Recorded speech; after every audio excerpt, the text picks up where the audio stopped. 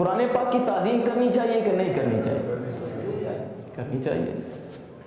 جس صفحے کے اوپر قرآن لکھا ہو وہ صفحہ زمین کے اوپر پھینکنا چاہیے کہ نہیں پھینکنا؟ اگر گرا ہوا تو اٹھانا چاہیے کہ نہیں؟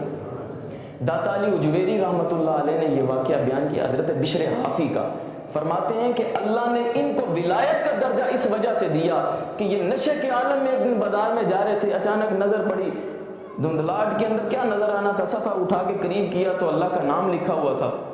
تو آپ حیران ہوئے کہ میرے رب کا نام، اگرچہ میں گنہگار ہوں، اگرچہ میں اس عالم میں ہوں، اس کو بوسہ دیا، صاف کیا، خوشبو لگا کے اونچی جگہ رکھ دی۔ تو حضرت بشر فرماتے ہیں کہ رات کو جب وہ سوئے تو خواب کے اندر ندا آتی ہے، بشر تو نے میرے نام کو خوشبو لگا کے بلند کیا، میں نے تیرے نام کو خوشبو لگا دی ہے دنیا میں بھی اور آخرت میں بھی۔ آج بھی بشر حافی کا نام سن کے دلوں کو ٹھنڈک ملتی ہے۔ تو اگر دیکھیں میں نے اور آپ نے تعظیم نہیں کرنی تو کس نے کرنی؟ گلیوں کے اندر جو اشتہار لگے ہیں کتنے کو رک کے آپ نے پڑھے ہیں؟ کوئی بھی نہیں پڑھتا، 10% لوگ پڑھتے ہیں صرف۔ آپ گھر سے چلے نماز پڑھنے آ رہے ہیں، راستے میں کتنے اشتہار پڑھے ہیں؟ نہیں پڑھتے، لیکن ہم لگا دیتے ہیں، بعد میں بے حرمتی ہوتی ہے اور وہ زمین پہ گرتے ہیں۔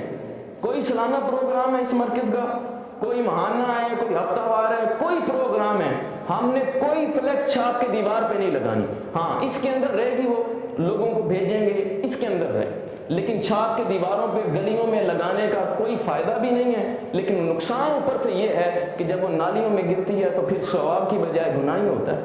بہتر ہے کہ آپ لوگ اس چیز کو اپنائیں۔